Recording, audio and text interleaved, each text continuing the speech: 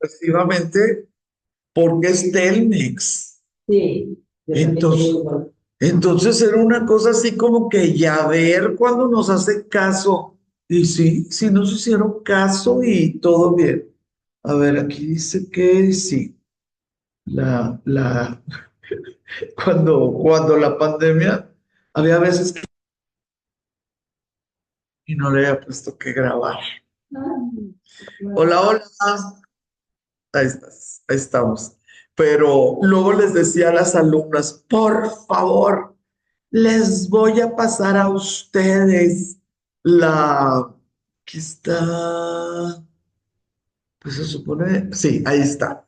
Les voy a pasar a ustedes la responsabilidad de ponerla, porque todavía no le hallaba de que nomás le haces clic y así.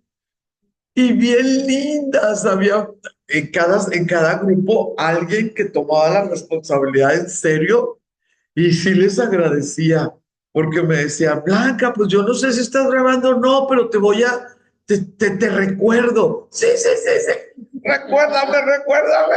Y ¡pum! Claro que no estaba grabando. Entonces, pues viene a gusto. Bueno, mi querida Ana Paula, el día de hoy vamos a ver a una escritor muy, muy, muy sencillo de leer, muy agradable de leer, cosa que no es la constante con los premios Nobel, ¿verdad? Muchas veces cuando alguien así se propone, no, no, no, es que en octubre van a decir cuál es, y tengo de ese octubre al otro octubre para estar listísimo para la FIL, yo listo con el Nobel y todo. No, hombre, hay gente que con el primero, con el segundo, ya no quiere, por cosas raras.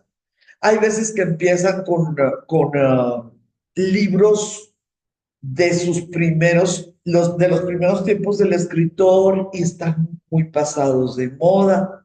Total, es una cosa que yo me la paso tratando de convencer a la gente que premia, que lea los Nobel y lo hacen casi, casi como aceite de resino, porque bueno, pues hay que leerlos alguna vez. Orhan Pamuk, no. Pamuk nació en 1952, está vivito y coleando, y creo que se acaba de casar, o está cuando menos así como que recién casado, con su segunda esposa, pero su tercera relación. Este hombre está considerado novelista, guionista y académico.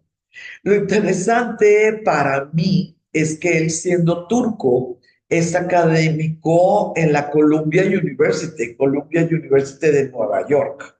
Entonces, desde muy temprano, digamos, desde, no sé, como los 35 años de edad, él va a tener una relación muy directa con el oeste y no con el oeste europeo, sino, pues, oye, Nueva York implica un tipo de pensamiento, ¿no? O sea, las universidades de, de la costa este de Estados Unidos tienen ciertas ideologías, ciertas libertades, ciertas costumbres que él conoció no nada más de platicadas. Él fue maestro ahí y su primera esposa fue estudiante ahí en los años 80.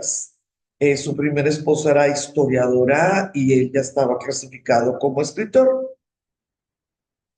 Eh, Orhan Pamuk va a tener estas nuevas maneras de nuestro mundo, de que puede ser un excelente, pero excelente escritor, que puedes tener todos los premios que legitiman la calidad de tu escritura y además ser un bestseller. Esas cosas antes no sucedían. Ya, y si tú veías que algo era, o sea, tú como lectora leías que era un bestseller, ay, a veces hasta decías no lo compro, porque va a estar mal escrito. No sé si te acuerdas de el código Da Vinci, así, esas cosas, ¿no? Decías, no, pues si se está vendiendo como pan caliente, es porque, ay, espérame, creo que tengo 2 días con la bandera.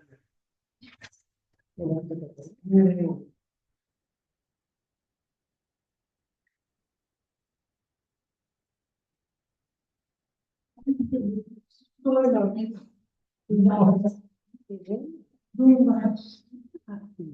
no se había hecho, no se había hecho, ya, pero no lo había hecho.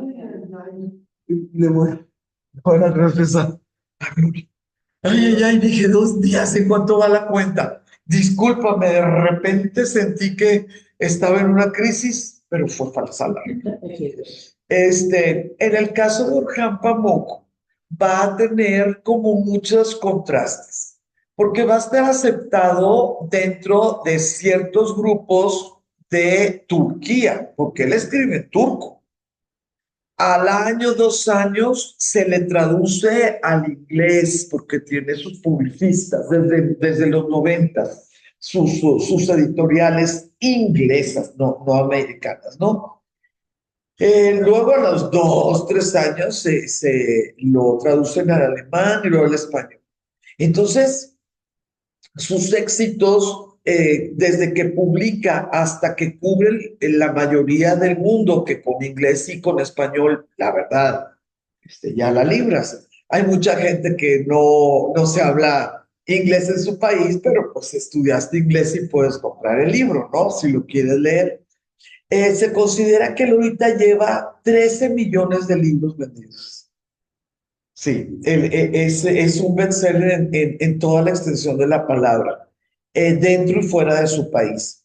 Y las traducciones de sus libros a finales de los 90, o sea, el siglo pasado, se contaban así como pues, muy bien, 24 idiomas. En la actualidad ya van en 63 idiomas traducidos. Entonces, ¿quiere decir que todo el mundo lo quiere? No. Orhan Pamuk ha tenido juicios, ha tenido que esconderse, ha tenido que salirse de su país, ha tenido que tener protección por parte de, pues a veces admiradores, a veces grupos que consideran beneficioso, ¿no? Lo que habla Orhan para sus causas. Mm, es parte de las personas de interés de Amnistía, de esta maravillosa organización que protege a perseguidos políticos y a pues arrestados, ¿verdad? Pero por cuestiones políticas. Entonces, pues él dice que lo que hace es escribir y que lo que hace es escribir y que lo que hace es escribir. Mm, déjame ver si le puedo quitar el toc, toc, toc, toc aquí y ya nos quitamos de esta. Este, pero no es cierto que puedas vivir toda una vida tranquila si la gente te anda persiguiendo, ¿no?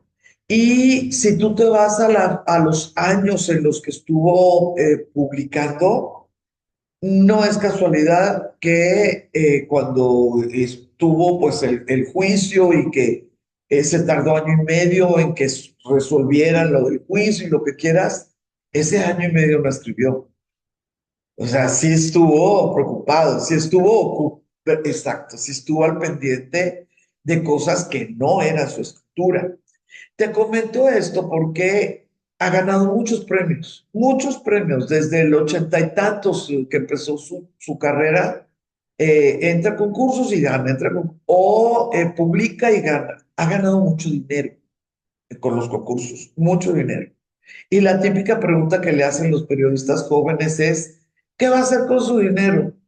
Absolutamente nada. Yo tengo muchas cosas que hacer, tengo muchos pendientes. Yo todos los días trabajo, no estoy pensando, si tuviera dinero me iría de vacaciones, si tuviera dinero compraría tal cosa. No va a cambiar absolutamente nada. Y lo ha dicho al tiempo, pasando el tiempo. Y ahora que pues ya no está jovencito, jovencito, ¿verdad? Sigue lo mismo. Él dice, yo trabajo todos los días, yo tengo muchas cosas que hacer, tengo muchas cosas que estudiar, que pensar, y bueno, el dinero a nadie le sobra, ¿verdad? Pero a mí no me hace falta para mis cosas personales, para mi realización personal. Un dato que poca gente conoce de Orhan Pamuk es que él empezó a estudiar arquitectura porque él quería ser pintor, pero sus papás, su papá era ingeniero. Sus papás, como la mayoría de los papás, yo creo que yo también lo hubiera hecho, ¿verdad? Le dijeron, por el amor de Dios, estudia arquitectura y pinta en tus tiempos libres, ¿no? No terminó arquitectura, pero se estudió 3 años. Pero esa idea de que él quería ser pintor no lo ha abandonado. Entonces, ahora en nuestros tiempos, en nuestro siglo, ya en nuestro siglo, donde él pues ya tiene 60 años y luego pues van aumentando los años, ¿verdad? Porque él nació en los 50, eh, ha tenido mucha relación con manifestaciones artísticas. Tuvo una exposición de fotografía, por ejemplo, que no es pintura, pero pues son artes plásticas, ¿verdad? Eh, Ha tenido relación con ilustraciones relacionadas con sus novelas, etcétera. O sea, cuando te dicen esto de un escritor que se hace viejón y dices, ay, ¿qué se puso de fotógrafo porque ya no tiene que escribir? No, más bien tuvo la oportunidad de retomar algo que no logró en su juventud. Entonces, bueno, te lo comento. Él quería ser pintor, empezó a estudiar arquitectura, no terminó, pero sí terminó su licenciatura en una universidad ahí de Estambul de periodismo. Nunca fue periodista, pero pues el título, el know-how, el conocer gente, ¿verdad? Relacionadas pues, con los medios. Una cuestión un poquito, no sé, como que me llama la atención, una cuestión peculiar, es que él sí nació en una familia acomodada, pero no tenían dinero. Estamos hablando de los 50, estamos hablando de décadas difíciles, ¿no? Entonces, sí voy a usar la palabra muchas de las familias o de los entornos de sus novelas son de personas que tuvieron sus abuelos, tuvieron sus papás, o por ejemplo, personas que ellos son invitados a ciertos eventos por el apellido, pero ahí andan batallando con el saco o como el zapato que se nota que es muy viejo, ¿sí? Quiere decir que sí sabes cómo debes de vestirte, porque en algún momento tu familia iba a esos eventos. Pero bueno, la economía empieza a bajar y pues, se empieza a notar, ¿verdad? Entonces, lo de que nació en familia acomodada, hijo de profesionista, el profesionista, pero que no tuvo dineros, sí quisiera comentarlo, porque sí fue a un colegio particular, pero no se pudo sostener ese nivel de gastos, de decir, voy al colegio de más prestigio en primaria y pues en prepa voy a seguir en los colegios más caros, no lo pudieron hacer. Pero el colegio al que fue tenía casi 100 años de tradición y el colegio se llama American Robert College. Entonces, desde su primera infancia, él tuvo una relación con Estados Unidos. Si nosotros lo complementamos, ¿verdad? Con esta situación de la Universidad de Columbia, no está tan difícil que él pudiera, pues, el idioma, las formas, no sé, el que si te guste, ¿no? Actualmente todavía es académico de la universidad. Imagínate el lujo. Da clases de escritura creativa. Imagínate el lujo para los muchachos que, bueno, pues su trabajo les cuesta, ¿verdad? Estar en este tipo de escuelas. Él se educó y claro que él lo dijo, lo dice pues para algunas personas sí es importante, para otras no. Él se educó como musulmán. No había manera que si tú vivieras en Estambul pudieras tener, digo, y eras turco, ¿verdad? Pudieras tener así como opciones, 50, 60, 70. No se podía. Pero él dice que él es musulmán cultural. Él utiliza esas palabras, ¿sí? Musulmán cultural. Y él también lo explica. Dice que es imposible que él piense el mundo de una manera no musulmana, que es imposible. Su mamá, su papá, sus vecinos, todo, ¿no? Sus novias, lo que quieras. Su entorno absoluto, la forma de pensar el mundo, la forma de nombrarlo, es musulmán, pero además, bueno, musulmán turco. La situación es cuando ya te pones a tratar de reglamentar esa realidad o de querer justificar esa realidad a través de una mentalidad religiosa. Y dice que él ni la puede reglamentar ni la puede justificar a través de la creencia, pues del Corán, ¿verdad? De la gran sabiduría de Alá. Él no lo hace. Pero la forma en que él se relaciona con el mundo es musulmán. No tiene otra manera de lograrlo, ya que pues su niñez y su juventud va a estar relacionada con un mundo musulmán. Ahora, cosas que le dan risa a él. No le dan vergüenza, le dan risa. Porque dice que la gente no entiende lo que es ser hombre en Turquía.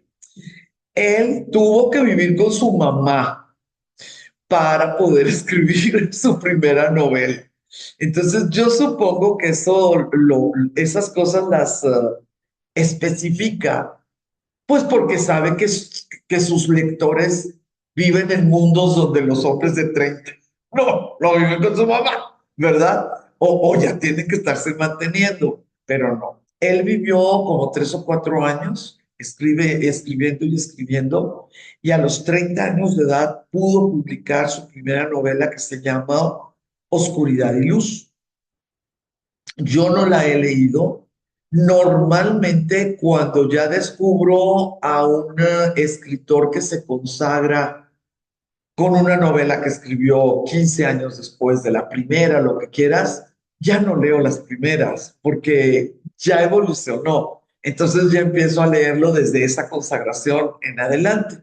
Y su consagración, pues le falta, ¿no? O sea, le va a faltar tiempito. Eh, con esta novela consiguió su primer concurso, su primer premio de concurso. Y gracias, eso fue en el 82. Y gracias a esta publicación de él que ganó el premio, llegó la segunda novela. Esa novela es muy buena, muy buena. Esa sí ya la leí porque, pues cuando empiezas a seguir a un escritor, empiezas a darte cuenta de las críticas literarias, ¿no? No nada más pues así pues digo, de la gente con la que te juntas, de críticos que sí le saben.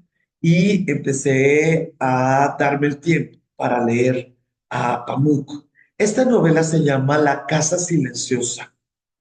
Sí está en español y es algo que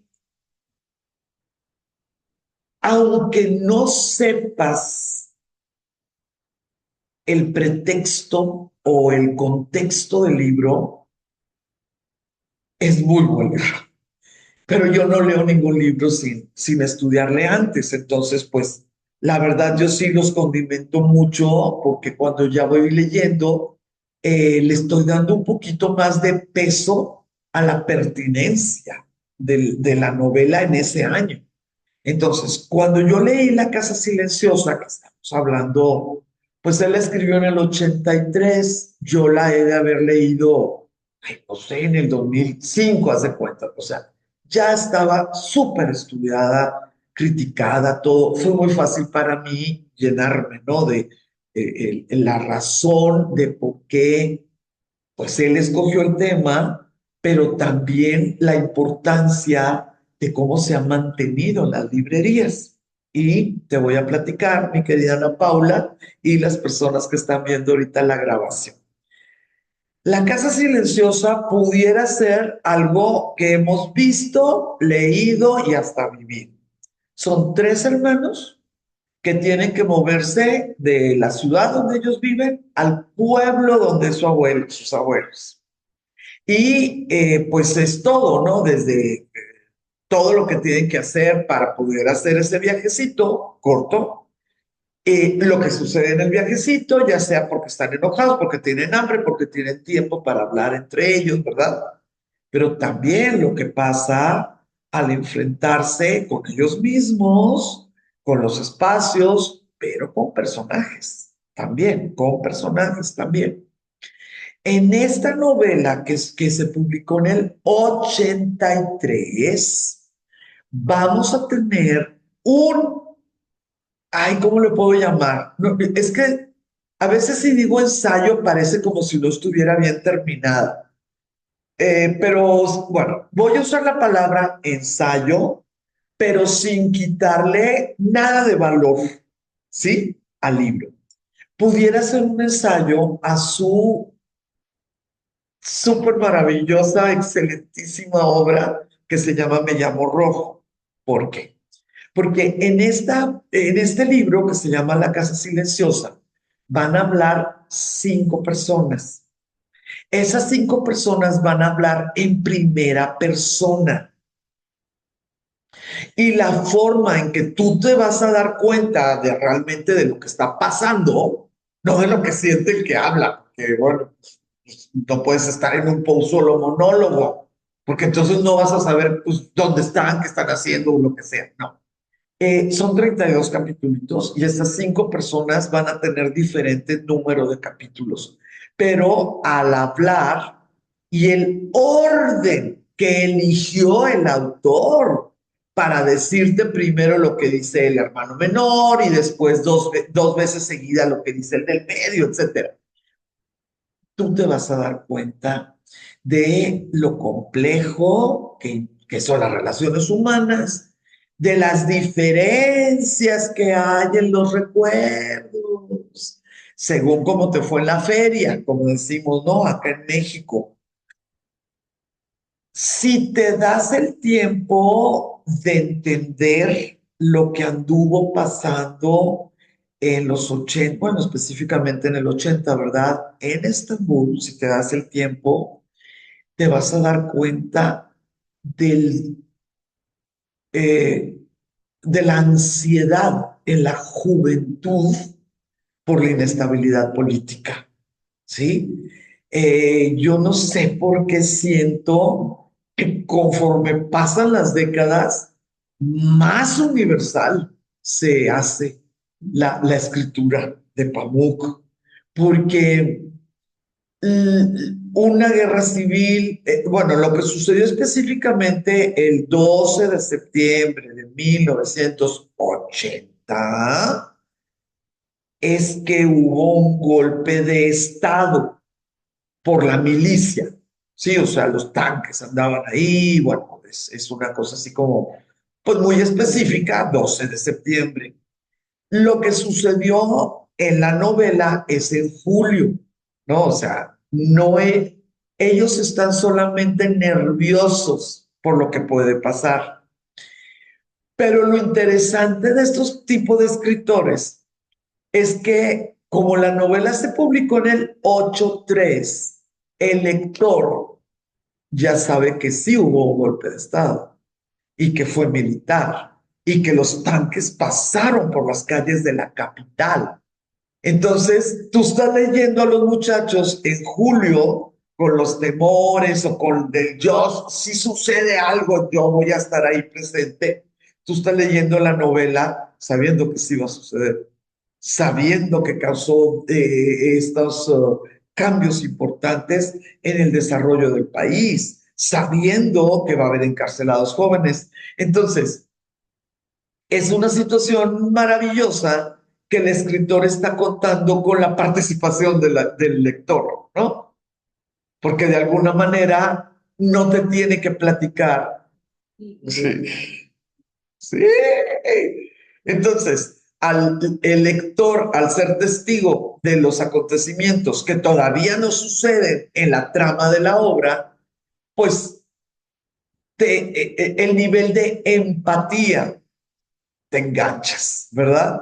El nivel de empatía es muy, muy, muy grande porque si el muchachillo, el más chico, tiene un montón de miedo porque no sabe lo que va a pasar y tú sabes que sí va a pasar porque pues, ya salió en los periódicos y todo, te da ternura el chamaco, ¿no? Pues siendo tan joven y pues querido, tienes toda la razón de tener miedo, tú como lector, ¿no? Entonces, esta novela de La Casa Silenciosa, yo la recomiendo sabiendo o no sabiendo, queriendo saber o no queriendo saber, da lo mismo.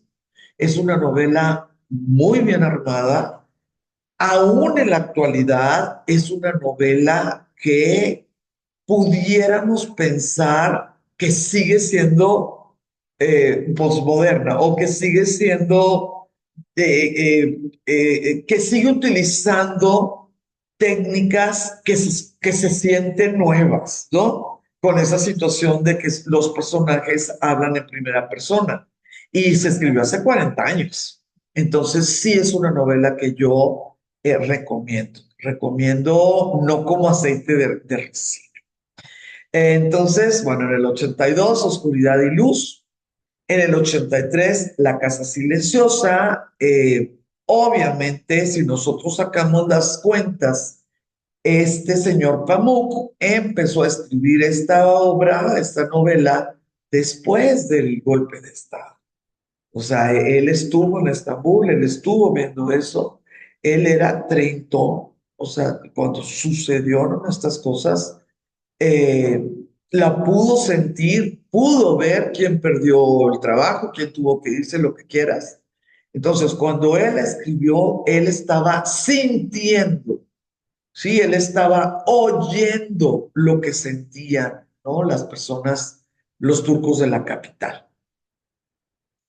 Eh, En esos tiempos fue cuando inició su relación con su esposa, una historiadora. En esos tiempos fue cuando tuvieron la oportunidad de ir a Nueva York. Él no quiso estudiar, él sí pudo tener una residencia que le llaman. Se le llama residencia cuando no tiene el honor de ser catedrático de la universidad. Hay niveles. Es como decir el maestro junior, ¿verdad? En contra de un maestro senior. Entonces, él solamente fue maestro residente. ¿Tuvo alguna intención de vivir en Estados Unidos? Pues al parecer no. Al parecer no, porque esto sucedió del 85 al 88. Él sigue siendo maestro, nada más ahora está dentro de un departamento pues, específico. Obviamente, pues es premio Nobel, ¿verdad? Pero no vive ahí, aún cuando tuvo peligro. Entonces, pues por lo visto no era el plan, no era el plan ni de ella ni de él. Ahora, miren. Miren las que están en la grabación y Ana Paula en singular. Va a haber un librito, bueno, no el librito, pero no es tan famoso, porque se hizo película. Entonces, cuando se hace película, las nuevas generaciones no compran el libro, aunque dicen que conocen el libro negro, que se llama The Black Book, de Pamuk, pero a veces no es porque lo leyeron, es porque vieron la película. Este libro es un libro un poquito raro, tongo. Yo creo que por eso se tardó mucho, pues, en llegar a traducciones que no fueran al inglés. Yo creo, pero no lo puedo comprobar. Este libro, como les digo, se llama El Libro Negro, así tal cual, no hay problema, ¿no? The Black Book. Fue publicado en 1990. No sé qué habrá pasado, no sé qué habrá sucedido, que cuando fue el premio Nobel de él, o sea, en el 2006, se publicó una traducción revisada. Entonces, yo no sé qué habrá sucedido en la primera traducción, que los mismos editores de Inglaterra no estuvieron de acuerdo que fuera la definitiva. Entonces, si alguien de ustedes va a querer leer el libro negro, me gustaría, por favor, que se fijaran quién la tradujo, ¿sí? La traducción, la traductora que les recomiendo se llama Maureen Freely, Freely, o sea, libremente, ¿no? Freely. Entonces, aunque no se acuerden de lo que escribieron, pues acuerden de libremente, ¿no? Freely. ¿Por qué les digo que es un libro ligeramente peculiar, rarito, tal vez experimental? ¿Por qué? Porque el protagonista de este libro inicia, perdón, disculpen, dije protagonista, perdón. Del detonante de este libro, pues es que el protagonista se da cuenta que su pareja desapareció, pero desapareció. O sea, no se dio cuenta que lo dejaron, porque pues hay veces que ya traes medio atrasada la amenaza, ¿no? Y no amanece tu pareja contigo y dices, sí, ya se me fue, ¿no? O sea, no, aquí, ¡pum! ¿Dónde está? ¿Dónde está? Estamos hablando de los 90, no hay nada, celular ni nada, o sea, ¿dónde está Ruya? Extrañamente, Ruya significa sueño.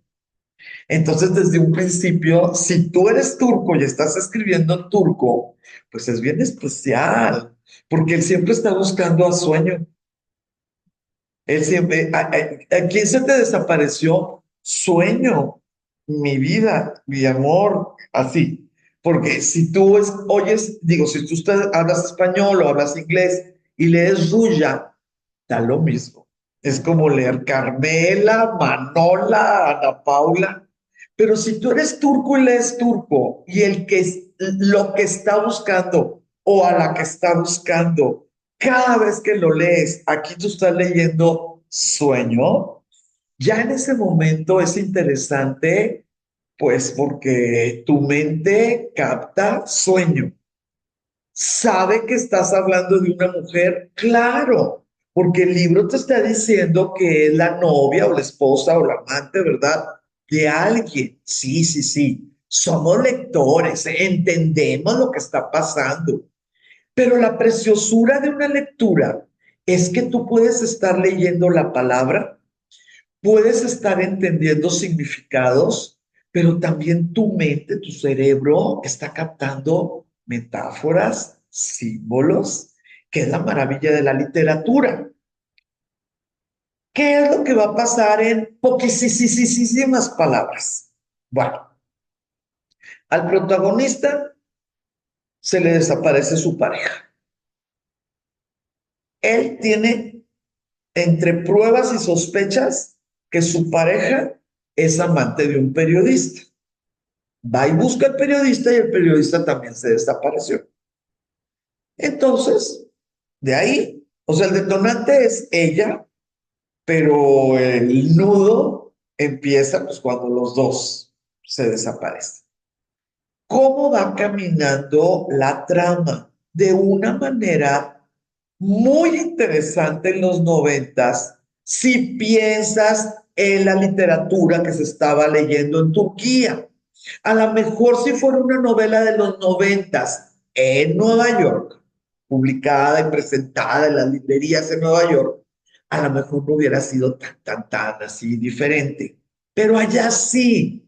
Y es importante, si tú eres turco y escribes para los turcos, pues las novedades son para tu público, ¿no? ¿A qué me refiero que fue una novedad?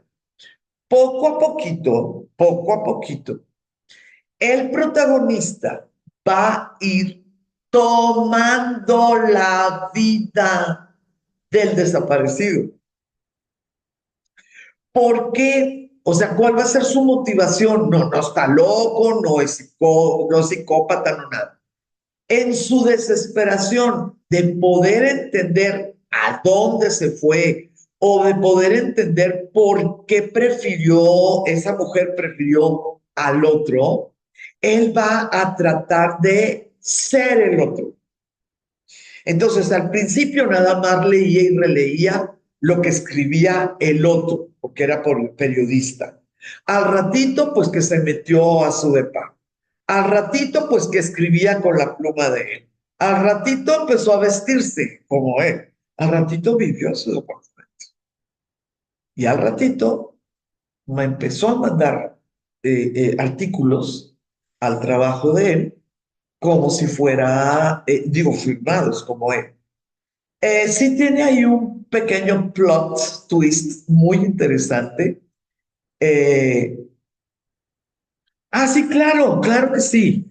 Vamos a estar un segundito aquí. Momento, pueblo, momentito. Voy a pausar esto. Ahí estamos, ahí estamos. Bueno, espero que les esté llamando la atención, ¿eh? Porque también espero que empiecen a leer y leer a Orhan Pamuk.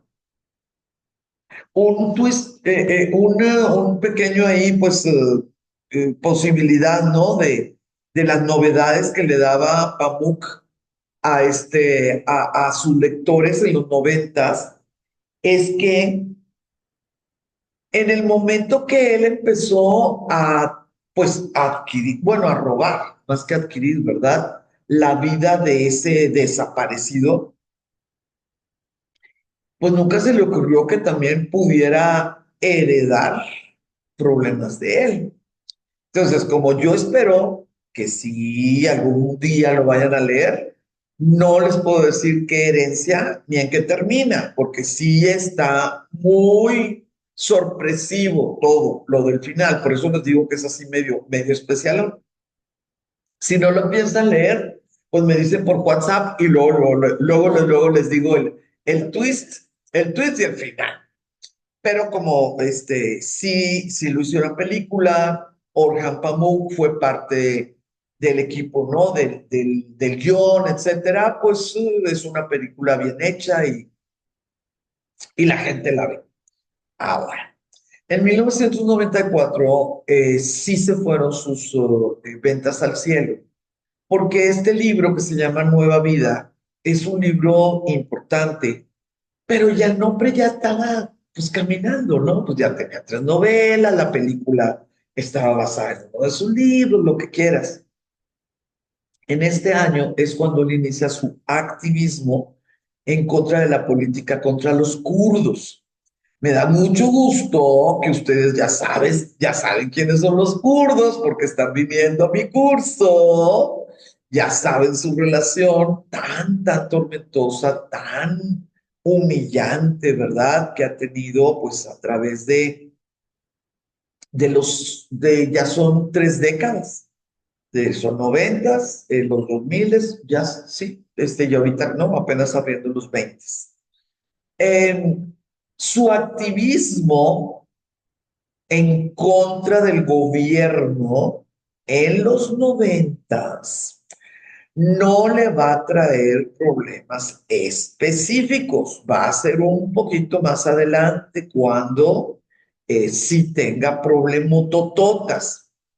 Porque les recuerdo, eso lo vimos la semana pasada, va a haber un momento en que tú como escritor no puedes decir Kurdistán o escribir Kurdistán y no puedes decir kurdos, porque no existen kurdos, hay turcos.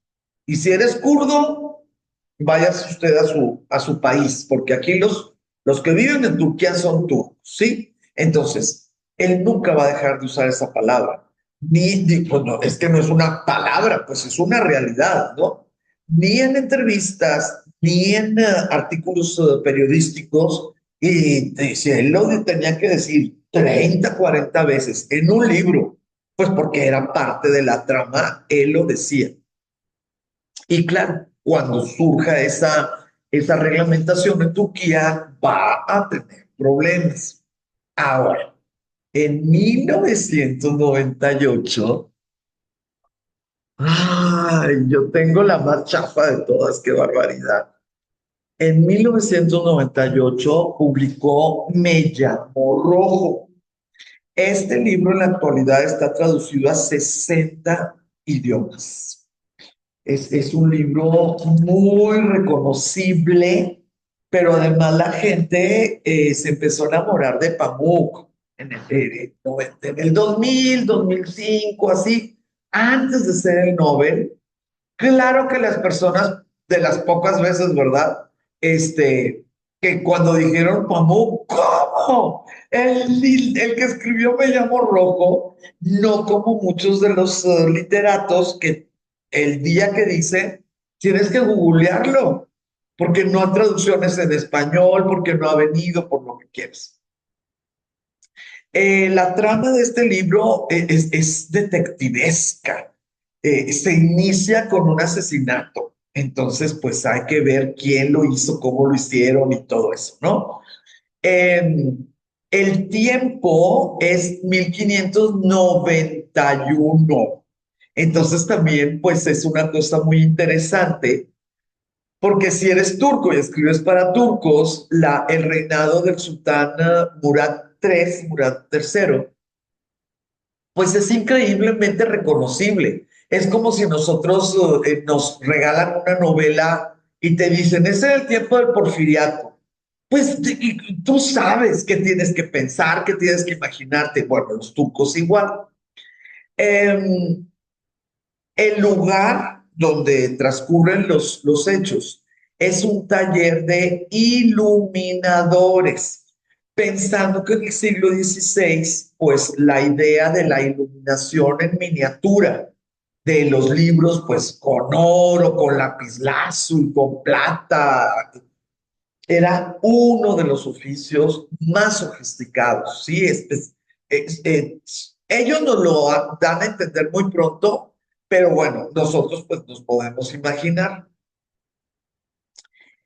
Eh, Cuando tú avanzas en el libro, inmediatamente te das cuenta que está reutilizando la técnica de la narración, pues en primera persona, en la narración de, pues yo vi, yo oí, yo sentí, yo quiero, yo creo, yo espero, ¿no? Nada más que aquí son 21 narradores. 21 narradores, es una cosa hermosísima. Y le sigue porque no todos son humanos. ¿Sí? Porque si nosotros pensamos, por ejemplo, que está hablando un muerto, sí quisiera, por favor, que entendiéramos aquí en este libro de Me llamo Rojo, que no es que está hablando el espíritu del muerto, como pudiera ser en Latinoamérica, ¿verdad? No, está hablando el cadáver. Es bien diferente que un cadáver que todavía está ahí tirado y que no lo han descubierto y que le da vergüenza que lo vayan a descubrir. Así, o sea, es bien diferente a que ya el alma que anda flotando o el ánima que está en el purgatorio o ya sabes, el espíritu chocarrero. Es totalmente diferente. Entonces, dentro de estos 21 narradores, pues por ejemplo, puede hablar un cadáver, puede hablar un perro. ¿Y de dónde viene su título? Habla el color rojo. Entonces, bueno, de mis libros, que yo tengo muchos favoritos, es cierto, muchos favoritos, claro que Me llamo Rojo está en esa lista. Ahora, eh, Orhan Pamuk va a tener como, ¿qué le podemos llamar? Nos va a ofrecer un banquete porque el libro tiene intertextos. Acuérdense, esto está escrito en el 98. ya es posmodernidad. Ya Borges ya hizo lo que nos le dio la gana con los nuevos estudiantes de escritura y ya esta idea de que metes textos existentes o no existentes dentro de tu texto ya era parte de tu poder escribir, ¿no? De manera actual, digamos. Él, en Me llamo Rojo va a haber intertextos de un libro del siglo XIII. Entonces está bien interesante cómo, pues te lleva al siglo XVI porque tú estás en un taller, pero también te lleva a ideas o palabras de un libro del siglo XIII, porque en el siglo XVI seguía leyéndose, por ser musulmanes, ¿verdad? Libros de grandes escritores musulmanes, que al final de cuentas, si tú eres un erudito en leyes en el Islam, pues estás basado en el Corán. Y el Corán, pues es la última mensaje de Dios. Entonces, es muy diferente al occidente. Este libro se llama El libro del alma. Así se llama, digo, si lo traduces al español. Y a mí que me gusta el arte, que me encanta el arte, pues yo sí me tardé en mi tiempecito. Al cabo, lo bueno es que no son carreras, ¿no? Cuando te pones a leer. Fíjese que dentro de las reseñas, porque ya cuando se tradujo al español, ya había muchísimo porque ya se había traducido al inglés, ya al alemán, ya al francés, entonces yo ya tenía mucho de cómo aprender, ¿no? De los críticos. Y nos avisaron que la mayoría de los ejemplos de miniaturas que citaban o que nombraban los iluminadores, que son, pues la mayoría de ellos son los personajes, sí existen. Entonces, si tú te metías, podías ver lo que estos iluminadores mencionaban como el máximo ejemplo de el dibujo de los caballos, el máximo ejemplo del uso del oro, así, o sea, depende de lo que te fueran diciendo. Entonces, ponerlo. Algo que te enseña es algo superior o no necesariamente. No, Puede ser iluminado. no, un iluminador es el que ilumina los pergaminos en ese tiempo, ¿no? Del siglo XVI. Pues en Europa son los medievales, los que hacían la primera letra con monstruos y con esto y con lo otro. Esos son los iluminadores. El taller pues era de iluminación porque ellos ya recibían el texto y ellos tenían que ver pues cómo lo hacían gigantesco. ¿Ya viste ese libro? ¿Ese grandulón?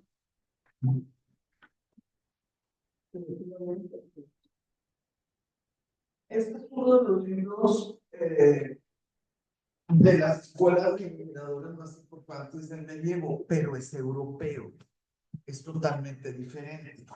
Entonces, el texto es así, pero lo que hace la persona es esto, o define lo que se pone en rojo. Entonces, tiene que trabajar en equipo, ¿no? Tiene que trabajar en equipo, porque pues unos hacen estas preciosuras, ¿no? Y otros hacen estas. Entonces, los iluminadores dependiendo del material que utilicen, oros, platas, lapislázuli, por ejemplo, pues son los presupuestos que le da el futuro dueño del libro. Sí, esos son los iluminadores. Enseñárselos aquí. Esto fue lo que le enseñé a Ana Paula. Esto fue lo que le enseñé a Ana Paula. Sí, este es un facsímil. Es un facsímil. Esta iluminación no es del mundo musulmán. Esta iluminación es del mundo, ay Dios mío, católico del siglo X, europeo. Pero pues la idea es esta, ¿no? Es esta misma situación de que alguien escribe y alguien más ilumina. Dentro de los iluminadores están los estudiantes y esos que también hablan, porque aquí en el libro pues te habla el maestro y te habla el estudiante y te habla el buen estudiante, el mal estudiante, etcétera. Son 21. Dentro de los talleres de iluminadores, claro que va a haber personas que sí inventan lo que van a iluminar. Y va a haber otras personas que solamente imitan. Es la manera en que ellos van a ir aprendiendo y pues con algo de suerte pues van a poder llegar a otro nivel, ¿no? No es el tema principal el que tú aprendas del sistema de estos talleres, pero sí te da mucha información de las envidias, de las conspiraciones, porque pues dependiendo de lo que sucediera en ese taller, pues era la vida, ¿no? Que ibas a poder tener. Si ustedes se ponen a investigar así o a lo mejor si leen la contraportada, se pueden dar cuenta de la cantidad de premios que gana y siguió ganando específicamente este libro. Premios en Francia, premios en Italia, premios en Inglaterra, premios, por ejemplo, el premio Dublín, pues fueron 130,000 libras. Pues 130,000 libras, pues como que le cae bien a cualquier persona, ¿no? Mire, son las 12 y vamos bien, vamos bien. Le comentaban a Paula que es muy pesado para las personas 2 horas de información. Normalmente los maestros organizamos 2 horas porque hay 10 minutos en medio, porque hay preguntas, porque hay comentarios. Pero echarte 2 horas seguidas de estar oyendo y oyendo información es pesado. Yo puedo estar 15 horas, a mí me encanta hablar, pero no es lo más recomendado, que se tiene que digerir, se tiene que digerir. Entonces, yo voy a terminar mi clase de órgano, pero no sé cuánto vaya a durar. Así que bueno, lo que dure, pues va a ser la duración de esta grabación. El siguiente libro de Orhan va a ser una traducción un poquito manipuladora, ¿no? Un poquito manipuladora, porque se llama Nieve, nada más que en inglés el nombre del libro corresponde al nombre de un pueblo. Y ese pueblo para la gente pues tiene una relación. Es como si en España dices Guernica. Pues los españoles no van a pensar en la pintura, van a pensar en el pueblo donde fue la masacre, ¿no? De Guernica. No sé si nosotros pensáramos digo, si leemos Ayotzinapa, no vas a decir, ay, pues yo creo que se come muy rico ahí. No, ya esa es una palabra que tiene una carga, ¿no? Tiene un significado. Entonces, este libro que se publicó en el 2002 y muy rápidamente se tradujo y se publicó y lo que quiera. Fíjense que el mismo año que se tradujo al inglés y se publicó, el New York Times lo listó como uno de los 10 mejores de ese año. Sí, este libro que se llama en español Nieve, en inglés es Snow, en español Nieve. El, ah, ¿Por qué es importante? ¿Por qué es interesante como libro? Porque está muy bien escrito. Está muy bien escrito, suceden muchas cosas. Eh, el poeta con creencias políticas y con una como tristeza, así como un momento de decepción más grande que te pudiera llevar a una depresión, pero no lo maneja él. Estamos en el 2000, todavía la gente no se depresionaba y se dejaba morir. No, o sea, no son conceptos que se manejaran en el 2000. Ahorita sí, ahorita medio mundo está deprimido dentro de su cuarto y esa es toda la novela sucede ahí. No, estamos hablando del 2002. Él traía cierta decepción existencial, vamos a llamarle eso, ¿sí? Este hombre es bien fácil porque además se llama K y el libro completo se llama Car. Entonces es así como que sigue jugando con nosotros, ¿no? Sigue jugando con las posibilidades de que entendamos otra cosa cuando estamos leyendo las palabras. Este hombre viene de Alemania, pero pues viene amolado por todos lados, ¿no? O sea, sin trabajo, él tuvo que estar en Alemania porque tuvo pues miedo, o tuvo una amenaza por sus creencias políticas. Ay, pues si te regresas y no tienes ni trabajo y claro que tienes miedo de que te vayan a tener boletinado, o sea, es una situación fuerte, pero a mí me llama la atención dos elementos que incluyó suavecito, así mira, ni te das cuenta y ya cuando terminas el libro dices, pues por eso es Pamuco. Una de las cosas es que el protagonista es poeta. Entonces, algunas de de los pasajes de la novela es porque él ya escribió un poema y se lo leyó a alguien. Ya escribió un poema y lo pudo leer en público porque hubo una funcioncita de teatro. Ya escribió un poema, etcétera, ¿no? Así. Y esos poemas, o sea, esas palabras, al ser poema, causaban efecto mucho mayor en las emociones de las personas. Con un solo poema, a mi juicio, pues, digo, todo lo que les platico aquí, pues es mi opinión personal de los libros a través de lo que estudio, ¿verdad? Pero a mi juicio, en vez de utilizar un capítulo para explicarte lo que sentían las mujeres que las tenían que poner hijab, ¿no?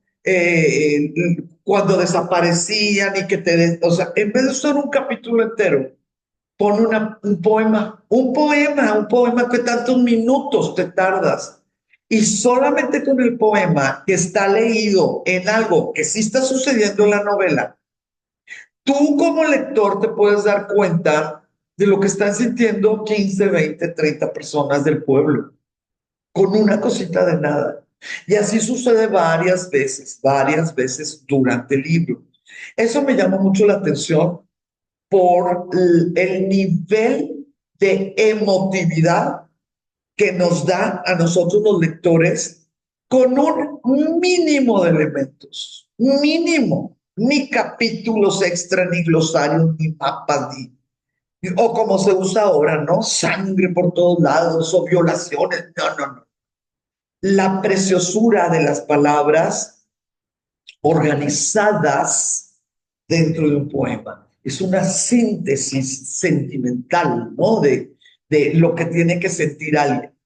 Ahora, el otro elemento que a mí me gusta mucho es que este protagonista, este personaje, tiene que pasar varios días en ese lugar, que él va de paso, pero pues ahí en ese lugar, porque una nevada cancela o bloquea los caminos de salida. Entonces también está muy interesante esa situación de que tú llegas pues sin ropa adecuada, de que tú nada más ibas a pasar por ahí y te tienes que quedar muchos días, de que hay otra gente en la misma situación que tú. O sea, lo único que hizo el autor fue que nevara, nada más. Y dejó a todas esas personas adentro de un espacio que además te causaba incomodidad, ¿no? Porque tienes frío, porque la chimenea, porque de la leña, porque la comida, por lo que quieras. Son dos cosas demasiado suavecitas a mi juicio, dentro de la inclusión, ¿verdad? De la estructura interna, pero se me hacen contundentes, se me hace que cambia todo el ambiente, la atención, etcétera. Ahora, mis queridas señoras, fíjense que en el tiempo que estamos hablando, que esto se publicó en el 2002, entonces vamos a pensar en finales de la década de los 90, las cosas que él vivió, que él vio. Todo. Miren, es bien fácil que se acuerden del nombre de la ciudad, porque extrañamente la ciudad se llama Batman, como el héroe, ¿no? El superhéroe. Es bien fácil, existe, así se llama en el mapa, no estamos equivocadas, ¿no? Batman. En esa ciudad va a haber unas características demográficas muy específicas.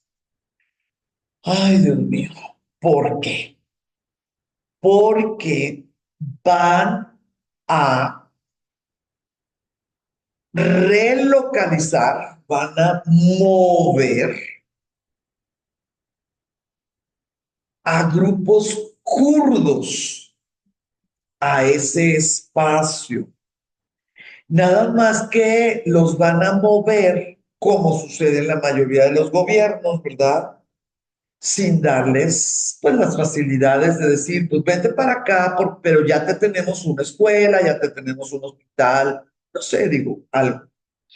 Entonces, miren, esto sí es investigación de mi parte, ¿ok? Esto sucede en los 90. Cosas que sabemos, por ejemplo, de repente, pues va a haber francotiradores no identificados. Y pues van a amanecer 10 12 gentes o van a atardecer 10 12 gentes muertos en la calle. ¿Y qué es lo que va a decir los periódicos? Pues que no se pudo saber quién había disparado. En esa rachita se encontraron 180 asesinatos, 180 muertos hacia las calles. Digo, en diferentes momentos y lo que quieras. Pues eso es una cosa que no puede estar pasando. Imagínense que nos dijeran que eso está pasando aquí en la plaza, ¿cómo se llama? Plaza Patria, ¿no? Ay, es que otras veces amanecieron tres en el canal. Ya sabes, ¿no? Y hasta juntar 180, imagínate. Esa es una cosa que sucede.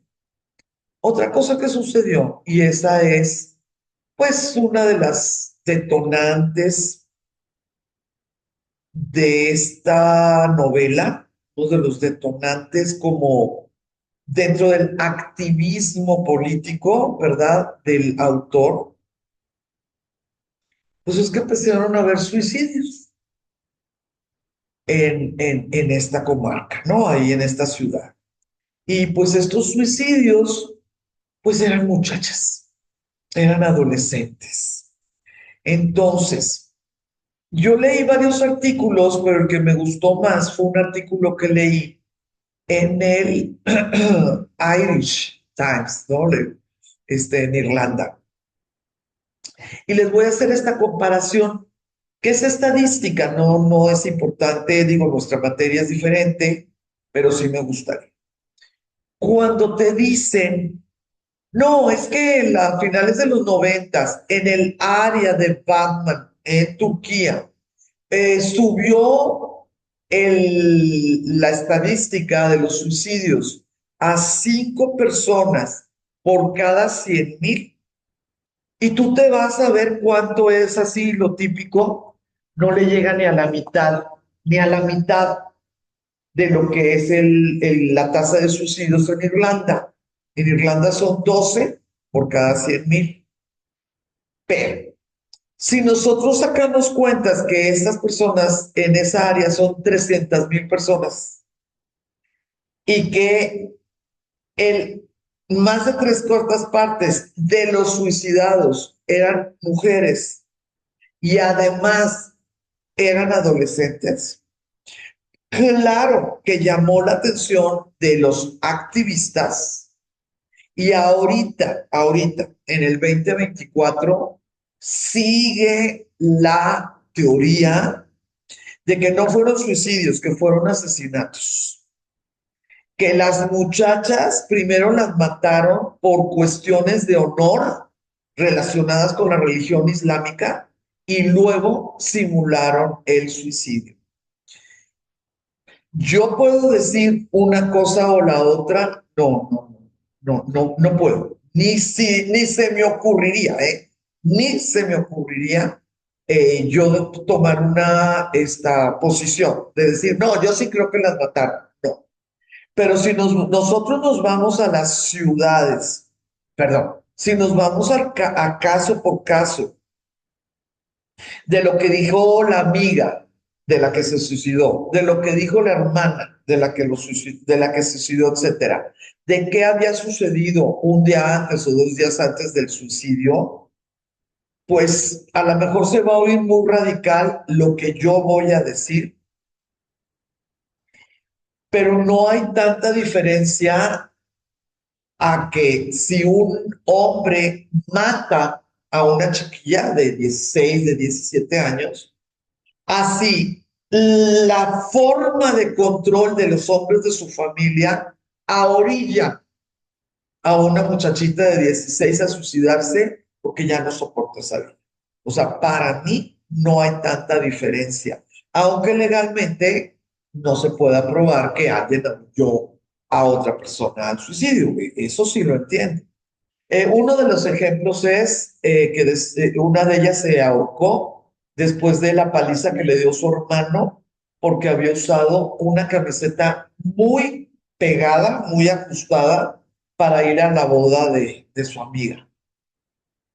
Y yo no sé qué pensar de eso, o sea, no tengo idea qué sigue, pero bueno, esa es una de las situaciones. Otra de las situaciones es que el papá de la muchacha, la encerró y le dijo que no podía salir hasta que él estuviera seguro que dejara de sonreírle a los familiares, que no podía tener en peligro a su hermano, al hermano del papá, ni al primo del papá, porque la muchachita le sonreía a los hombres.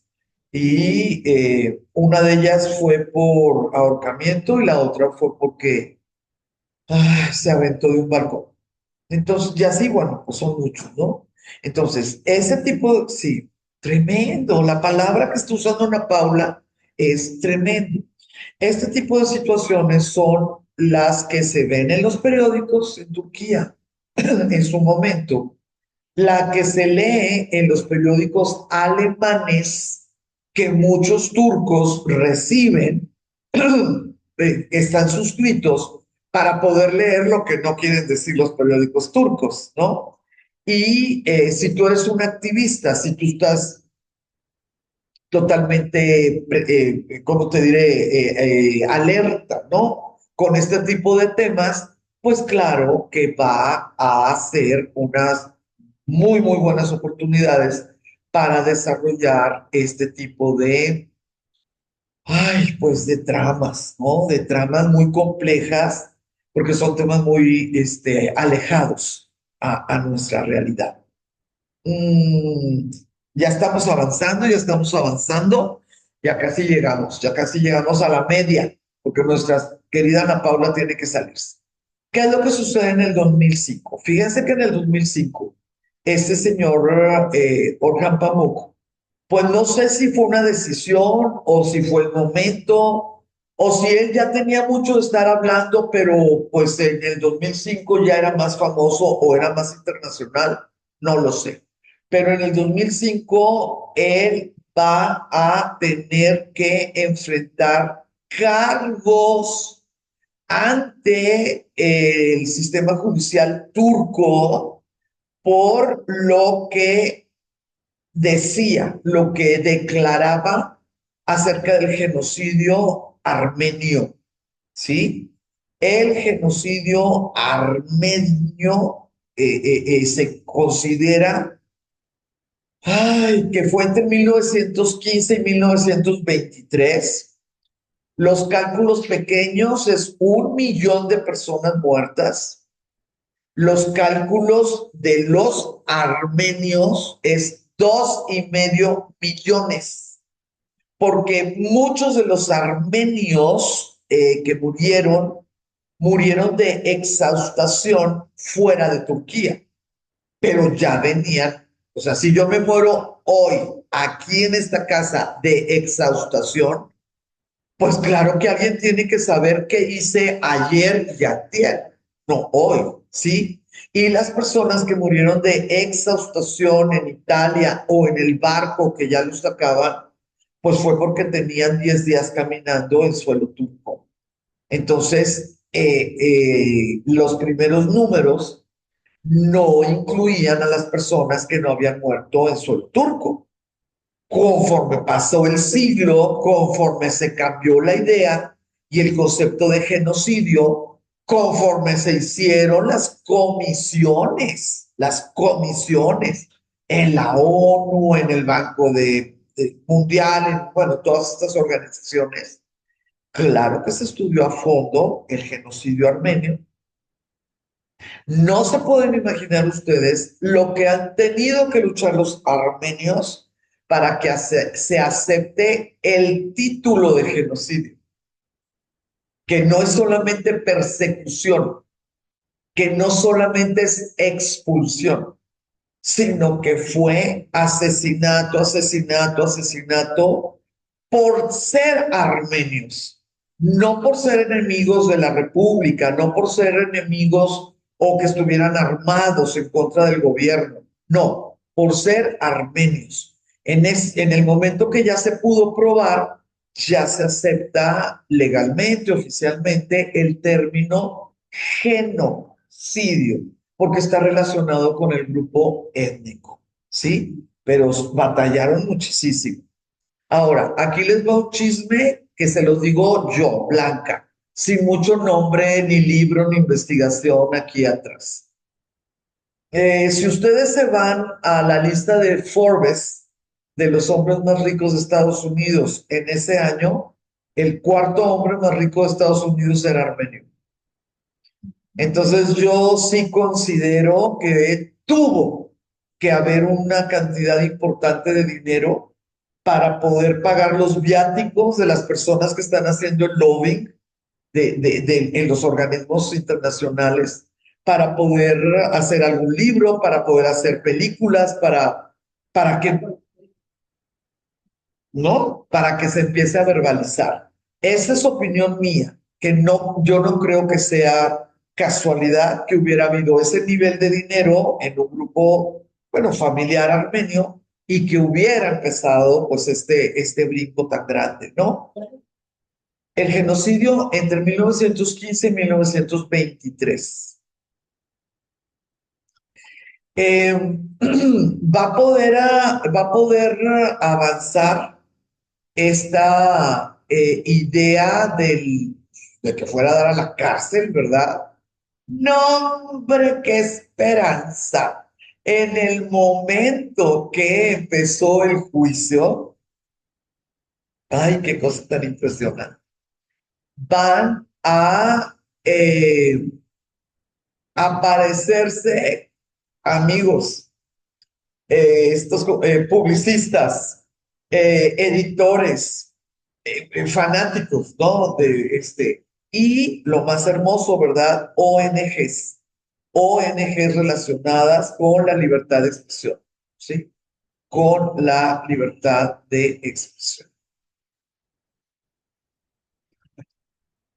Eh, Esto que sucedió en el 2005, en el 2006 sí causó un poquito de risa porque se le multó a Orhan Pamuk con 6,000 liras turcas.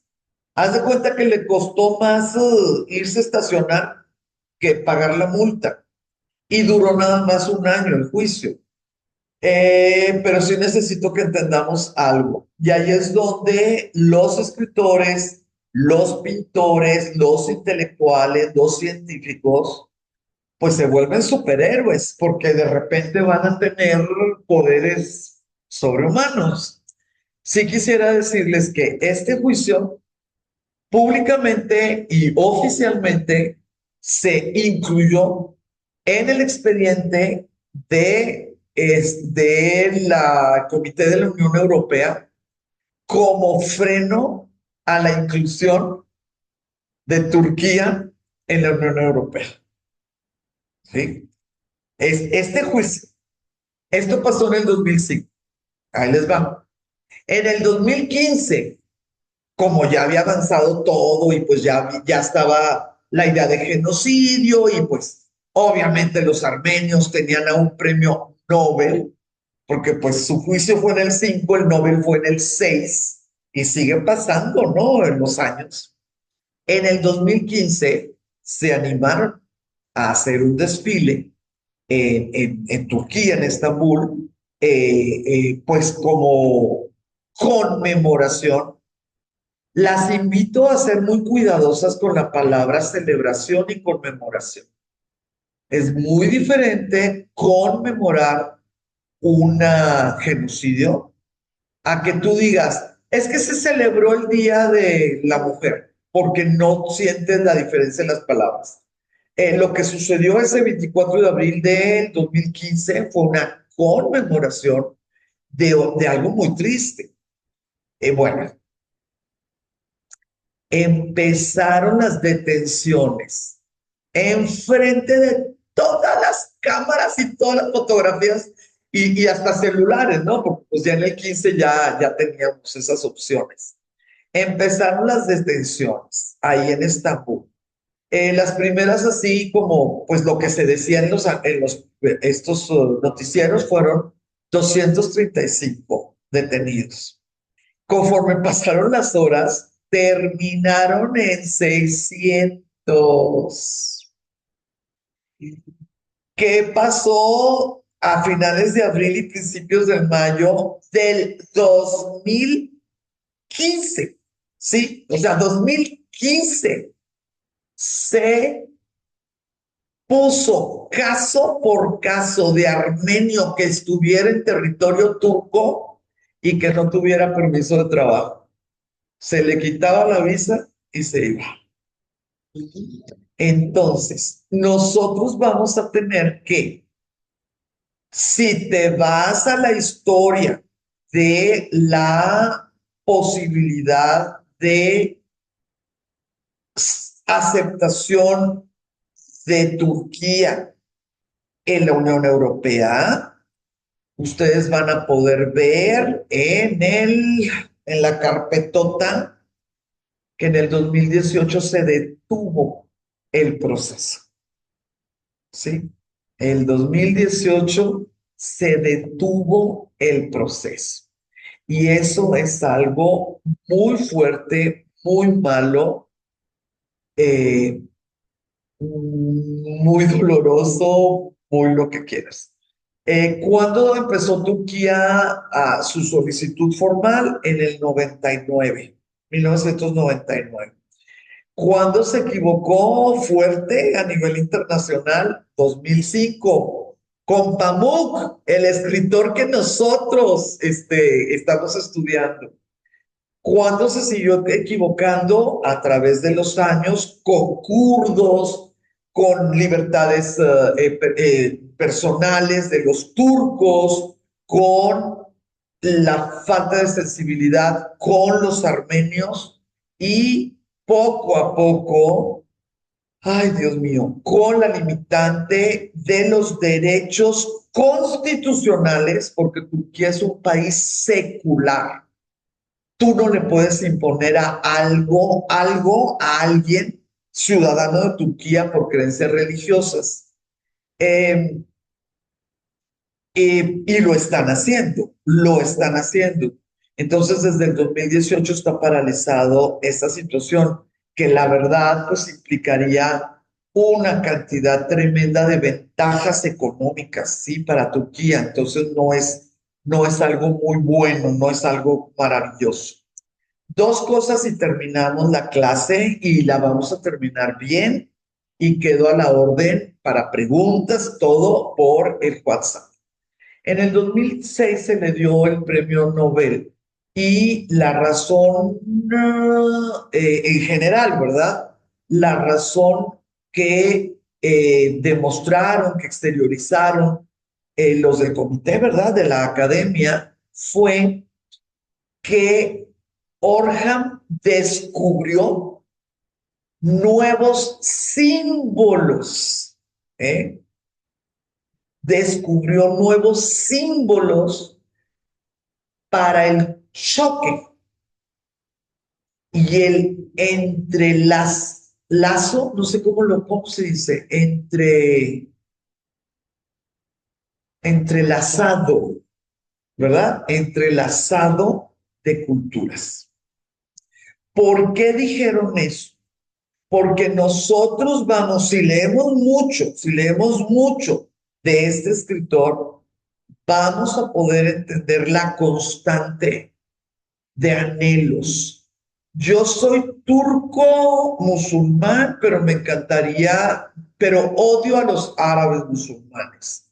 Yo soy turco musulmán, pero me encantaría poder ser maestro de tal academia. Yo soy turco y soy musulmán, republicano, pero todo mi pensamiento es del Imperio Otomano, porque todavía me educaron así, o sea, imperial. Yo pertenezco al siglo XX, pero la forma en que manejo mis relaciones amorosas o de parejas, pues son del XIX. Somos, o sea, él estas, ¿cómo se llaman? Novelas, es un oriental que quiere ser occidental. Es un oriental occidentalizado que le causa culpa ser de esa manera y quiere ser más para acá. O le causa remordimientos y quiere ser más para allá. Entonces es fabuloso porque para nosotros que somos occidentales, sí podemos entender muchísimas cosas que no pudiéramos entenderlas platicando nada más una cena o algo con alguien del mundo, pues musulmán, secularizado, como pudiera ser Turquía. Eso sucedió en el 2006. En el 2008, ¡tarán!, vamos a tener este libro. Este libro. Este libro se llama El Museo de la Inocencia.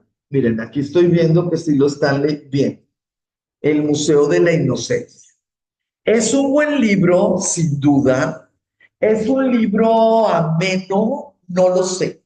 No lo sé porque no conozco los gustos específicos de las personas que me están oyendo el día de hoy. ¿Por qué tengo mis dudas? Porque el personaje es obsesivo. Sí, el personaje es obsesivo. Y si tu personaje es obsesivo, la escritura va a ser obsesiva.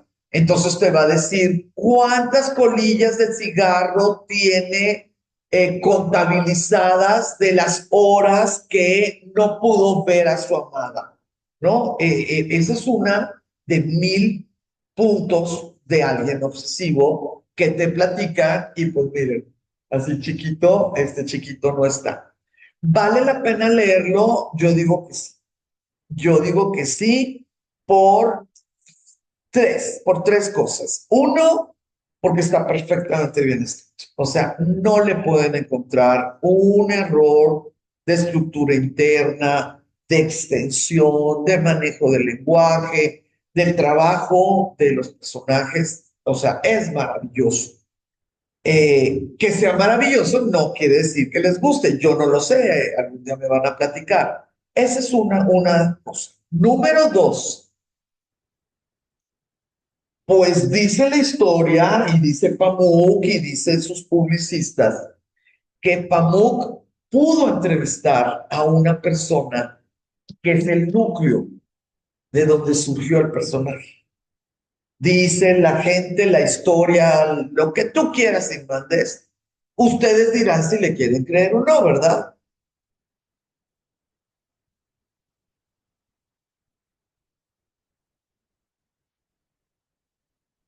Y la tercera situación es que dentro de esta etapa creativa de Pamuk, hizo un museo de la inocencia, que es el nombre del libro, en Estambul.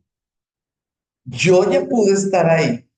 Yo ya, además no teníamos prisa, porque ese día me dieron oportunidad de separarme del grupo mientras ellas se iban al bazar. Entonces, no hubo la típica prisa del viaje que tienes que hacer otra cosa, ¿no? Es una casititita en uno de los barrios de Estambul. Pamuk la compró. Obviamente es un trabajo de equipo gigantesco, pero para mí es la manera más increíble que un lector puede tener de caminar por la mente del escritor. ¿Por qué? Porque son puros gabinetitos, así puros como si fueran de esas botiquines de los que se usaban antes de los baños, ¿sí? De vidrio, no es que tengan espejo, pero puros gabinetitos, a veces más grandecitos, a veces más chicos, a veces es en una esquina, a veces estás arribita. Son 3 pisos de una casa que existió como casa habitación y todo, y en ese gabinete grandecito, medianito, más chiquito, un collage, un collage que puede tener 20 elementos, 50 elementos, 100 elementos. Y esos elementos pueden ser una tapa de un refresco, pueden ser recortes de revistas, pueden ser flores secas, pueden ser juguetes, pueden ser botones de una blusa, puede ser un mechón. No. O sea, no se pueden imaginar. Las personas que están haciendo viaje especial a este museo llevan abierto el libro. Llevan abierto el libro. Entonces, como te dan una audioguía y tú ves el número y puedes oír lo que dijo Pamuk referente a ese pedacito, pues la gente lo abre y dice, claro, claro, pues es el mechón que estuvo sobe porque esa noche no la iba a poder ver, o porque ese día pensó que ya no lo quería así, y ese mechón y tú ves ahí el mechón y ves las otras cosas, y es impresionante cómo, bueno, si eres imaginativa y tienes ganas, ¿verdad? Es impresionante cómo puedes crear el enlace de las ideas. ¿Cómo puedes hacer que esas cositas que si no has leído el libro o no te das el tiempo, pues es un caos. Es un caos más otro, más otro, más otro. Es fabuloso. A mí que me gusta el arte contemporáneo, la primera pared, que es la que te recibe antes de subir las escaleras, para mí, no sabe, o sea, no sabe. Con Pamuk o sin Pamuk, con el libro o sin el libro, está en toda una pared colillas reales, que sabrá Dios que cómo las quemaron, ¿verdad? Pero colillas reales, y cada una sostenida artísticamente con una pequeña pincita a todo lo que es la pared, y están acomodadas como si fueran insectos, ya ven las colecciones de insectos, ¿no? Y te dice que es exactamente el número de colillas que fumó el protagonista y que te lo dicen, bueno, pues en el libro. Si no lo has leído, ya desde ese momento ya sabes que te vas a topar con cosas muy raras arriba, ¿no? Pero si ya lo leíste, no, yo veía a las personas que traían, las jóvenes que traían sus libros, que traían un montón de estos markers, ¿no? De las cositas estas. No, se abrazaban, lloraban, se reían, etcétera. Entonces, ahí es una muy buena excusa para que tengan que ir a Estambul o que tengan que volver, ¿sí? Que tengan que volver a Estambul. Entonces, miren, esta situación, este curso de comprendiendo, ¿verdad? Nuestro siglo a través de los Nobel, sí he podido, bueno, he tratado de jalar los acontecimientos que detonaron novelas de los 20 y tratar de comunicarles a ustedes que siguen vigentes. Que el problema de, por ejemplo, la censura, cuando vimos nuestro primer Nobel, de la censura en China, que él se fue en los 80, pero la censura existe. El problema de los kurdos, que él lo escribió en los 90, todavía existe. eh, que el tema de Pamuk, de lo que sentía una mujer que no estaba de acuerdo en usar las pañoletas, ¿verdad? Pues no, no es que existe en Turquía, cada vez es más ácido porque el partido de gobierno desde el 2002 es de ultraderecha. Y entonces, no solamente Pamuk lo vio desde un principio, sino que intuyó que iba para más. Entonces, espero estar cumpliendo con mi cometido y termino con estas palabras de Pamuk. Me acuerdo perfectamente del momento en que quise ser escritor. Fue una tarde de marzo o abril en la primavera de 1973. Agarré un papel y un bolígrafo y me puse a escribir. Así fue. Recuerdo haber leído El extranjero de Camus y a pesar de que no influyó en mi escritura, pensé que me iba a ayudar a ser escritor y sobre el momento que abandonó la arquitectura. Yo tendría 23 años y le dije a mi familia y a mis amigos que no iba a ser el arquitecto o pintor que todos ellos querían, sino un novelista. Todos me dijeron que no lo hiciera, que yo no tenía ni idea de la vida. Creo que pensaban que iba a escribir una sola novela, pero les dije que si existían Borges y Kafka y que ellos tampoco, que sí, perdón, que les dije que existían Borges y Kafka y que ellos tampoco ni idea de la vida tenían. Las novelas, me parece, son una forma inédita de ver la vida. Solo ahora, después de todo este tiempo, confieso que cuando mi familia me dijo que yo no sabía nada de la vida, tenían razón. En ese momento no sabía nada. Sí. Entonces, pues bueno, espero que el día de hoy hayamos podido platicar cosas que ustedes no sabían o que las traían por ahí medio archivadas de nuestro querido, bueno, en mi caso personal, Orhan Pamuk. Un beso a cada una, que tengan muy bonito cierre de semana y nos vemos la próxima semana.